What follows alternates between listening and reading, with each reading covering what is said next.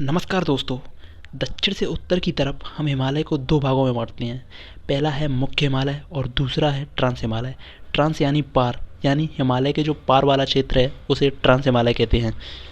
जैसे हम देखते हैं कि जो ट्रांस साइबेरियन रेल मार्ग है, जो रूस के एक छोर से दूसरे छोर तक जाता है, उसका मतलब है कि वो साइबेरिया को पार करता है, इसलिए उसे ट्रांस साइबेरियन रेल मार्ग कहते हैं। इसी तरह इसको ट्रांस हिमालय कहते हैं क्योंकि ये हिमालय से पार स्थित है।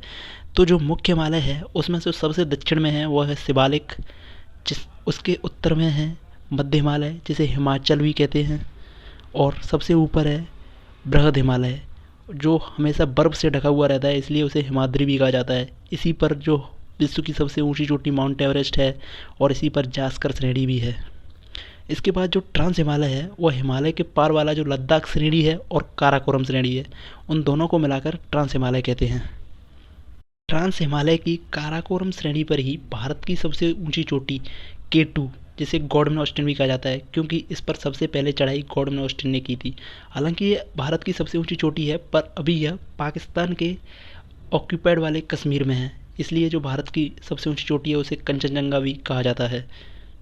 K2 के अलावा काराकोरम श्रेणी पर और जो चोटियाँ हैं उनमें हरमोस, मासेर ब्रूम, कासेर ब्रूम, और जो लद्दाख है उस पर भी और चोटियाँ हैं जैसे गुरला मांदता, राकापोशी। तो यह था मुख्य हिमालय और ट्रांस हिमालय। धन्यवाद। उम्मीद करता हूँ वीडियो इन्फॉर्मेटिव लगी होगी।